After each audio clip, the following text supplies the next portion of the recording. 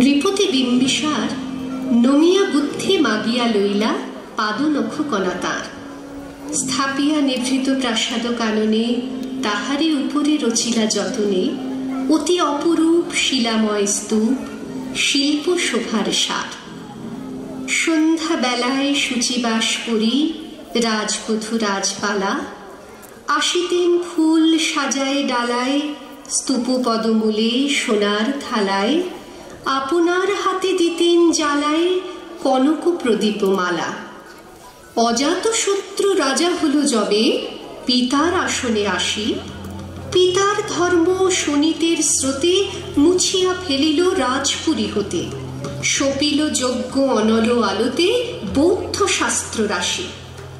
কহিল ডাকিয়া অজাত শত্রু রাজপুর নারী সবে, বেদ ব্রাহ্মণ রাজা ছাড়া আর কিছু নাহি ভাবে পূজা করিবার, এই কটি কথা যেন মনে সার, ভুলিলে বিপদ হবে।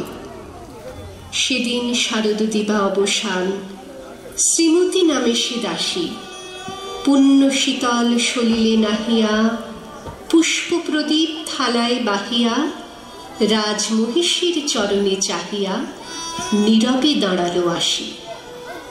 শিহরি সভয়ে মহিষী কহিলা, এ কথা নাহি কি মনে, অজাত শত্রু করেছে রটনা, স্তূপে যে করিবে অর্ঘ্য রচনা, শুলের উপরে মরিবে সে জনা অথবা নিপাষণে।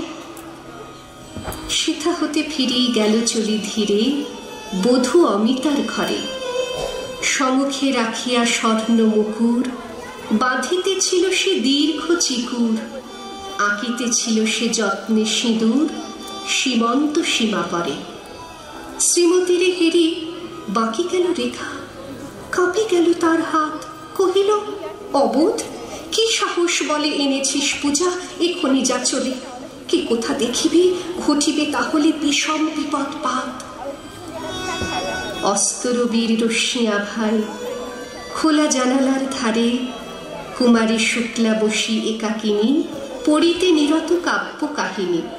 চমকে উঠিল শুনি কিঙ্কিনী, চাহিয়া দেখিল তারে। শ্রীমতীরে হেরি পুঁথি রাখি ভূমি, দ্রুত পদে গেল কাছে, কহে সাবধানে তার কানে কানে, রাজার আদেশ আছে কিনা জানে, এমন করে কি মরণের পানে ছুটিয়া চলিতে আছে। দ্বার হতে দ্বারে ফিরিল শ্রীমতী, লইয়া অর্ঘ্য থালি। হে পুরবাসিনী, সবে ডাকি কয়, হয়েছে প্রভুর পূজার সময়। শুনি ঘরে ঘরে কেহ পায় ভয়, কেহ দেয় তারে গালি। দিবসের শেষ আলোক মেলালো নগর সৌধ পরে, পথ জনহীন আধারে বিলীন, কলকোলাহল হয়ে এলো ক্ষীণ। আরতি ঘণ্টা ধ্বনিল প্রাচীন রাজ দেবালয় ঘরে, শারদ নিশীর স্বচ্ছ তিমিরে তারা অগণ্য চলে। সিংহ দুয়ারে বাজিল বিষাণ, বন্দিরা ধরে সন্ধ্যার তান, মন্ত্রণা সভা হলো সমাধান। দাড়ি ফুকারিয়া বলে, এমন সময় হেরিলা চমকি প্রাসাদে প্রহরী যত, রাজার বিজন কানন মাঝারে স্তূপ পদমূলে গহনা ধারে, জ্বলিতেছে কেন যেন সারে সারে প্রদীপ মালার মতো।